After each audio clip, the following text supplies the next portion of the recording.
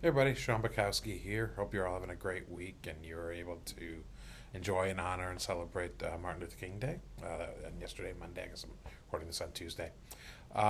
This week, that we're going to talk about. Actually, I got inspired by a great article in the Austin Business Journal who talks about almost this exact topic that we're going to talk about in much more in depth. They went on for much longer than I have time to. So I highly recommend you read their article.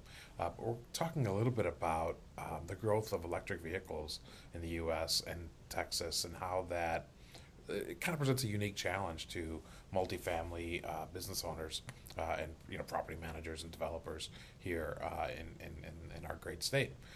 So I think in the third quarter of 2022, there were like 200,000 electric cars sold, or electric vehicles sold, I should say, in the U.S., which I think represented about 6% of the total market for the year.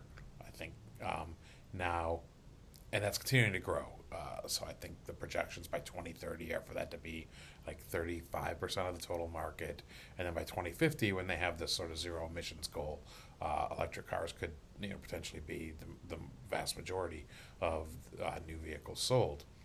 Uh, and so what that does is for multifamily developers and property managers and owners, it really presents a unique challenge because with electric cars, we need charging stations.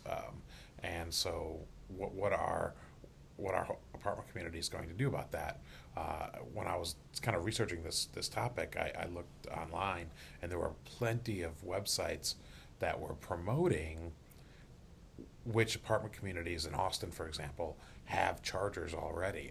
And so it really is potentially a marketing issue and a competitive issue for apartment communities moving forward. And so when installing chargers is really going to have to be a reality, I think, for most multifamily communities in the near future if they don't already have them.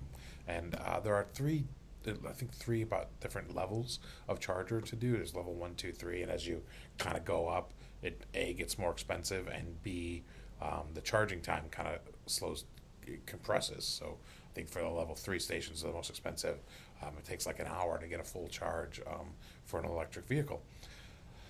So what are you going to do? I mean, it's really a business decision how you go about installing chargers at your community, but it's something that I think most, if not all, multifamily communities are going to have in the next couple of years. And as like I said, as we grow, we're going to have more and more of these charging stations to stay competitive with other multifamily communities in the area. There is currently an Inflation Reduction Act that offers a federal tax credit for installing chargers. I am not an expert in that area. Certainly can help you find someone that is, but it could help defray the cost some.